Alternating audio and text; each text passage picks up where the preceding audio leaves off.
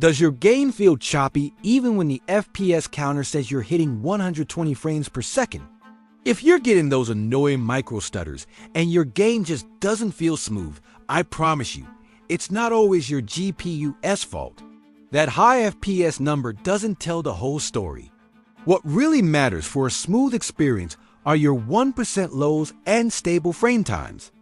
Today we're going to fix the input lag, smooth out those 1% lows, and get rid of all the background junk that's secretly sabotaging your gaming sessions in Windows 11. By the end of this, your high FPS will finally feel as good as it looks. First up, let's turn off all the hidden trash running in the background. You'd be shocked at how many apps and overlays quietly launch with Windows and eat up your resources, killing those crucial 1% low frame rates. Press Ctrl-Shift-Escape to open Task Manager and go to the Startup tab. Now be ruthless. Disable any unnecessary launchers, RGB software, or cloud sync tools that you don't need running the moment you turn on your PC. Next, hunt down all those overlays. Discord, your GPU software, even some system monitoring tools can cause conflicts and stutter. Go into their settings and turn off any in-game overlay you don't actively use. A clean slate is the foundation for smooth gameplay. Now for a controversial one: game mode, game bar, and all those built-in Windows capture features. Here's the deal: game mode itself is actually pretty good these days.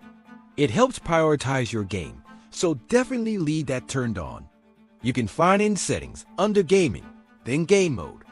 However, the game bar's capture features can be a major source of stutter, especially background recording. In the same gaming section, go to Captures. Make sure Record What Happened is turned on FF. This feature is constantly writing to your drive, which can cause hitches. Unless you're an active content creator who needs it, disable it for the best performance. Next, we need to talk about drivers, latency, and even your USB devices. Stutter and input lag often come from outdated or corrupted drivers, not just for your GPU. First, always get your graphics drivers directly from the NVIDIA, AMD, or Intel websites. When you install them, look for a clean installation option to remove old files. But don't stop there. Go to the support page for your specific motherboard or laptop model and download the latest chipset, LAN, and audio drivers too. These are critical for system stability. One more thing, stay away from those sketchy driver updater programs. They often cause more problems than they solve. Just stick to the official sources. Let's move on to your power plan and something called CPU core pairing. A restrictive power plan can cause your CPU's speed to spike up and down aggressively, leading to inconsistent frame times and stutter. When you're plugged in and gaming, you want stable power. Go to your power and sleep settings and make sure your power mode is set to either balance or, ideally, best performance. This tells Windows not to be overly aggressive with power saving when performance is needed. Also, be careful with trendy tweaks like disabling CPU core pairing. Modern CPUs are smart. Forcing all cores to run at max speed all the time can sometimes hurt stability more than it helps.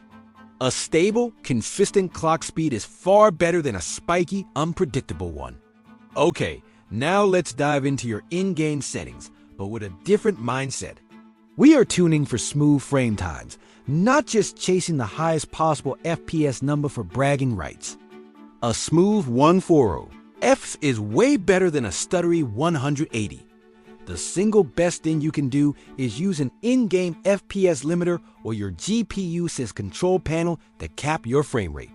A good target is a few frames below your monitor's refresh rate, like 141 FPS on a 144 Hz screen. This reduces load and prevents screen tearing. After that, identify and lower the settings that are heavy on the CPU. These are usually things like crowd density, object detail, physics simulations, and shadow quality. By turning those down a notch, you give your CPU headroom, which dramatically improves your 1% lows and overall smoothness. Let's talk about your storage. An old, slow, or nearly full drive can absolutely cause micro-stutter, especially in modern games that constantly stream textures and assets from your disk.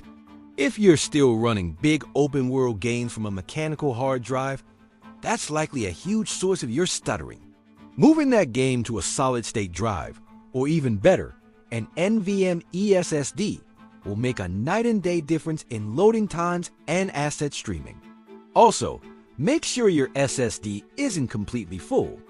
Try to keep at least 15 to 20% of its space free.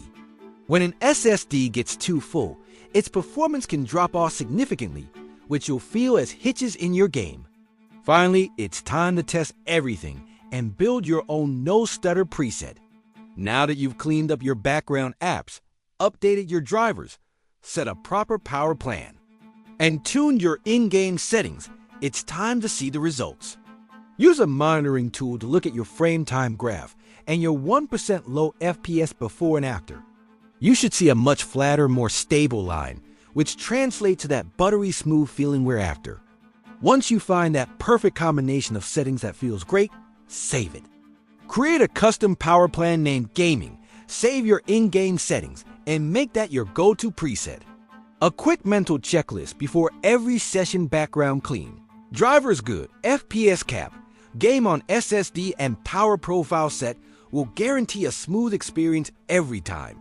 Follow these steps in order, and I promise that high FPS counter will finally start to feel as smooth as it should.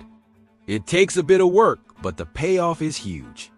If you want a more specific tip, drop your CPU, GPU, and the main game you play in the comments below, and I'll try to tell you what you should check first. Thanks for watching, and if this helped you out, a sub to the channel would be amazing. Game on!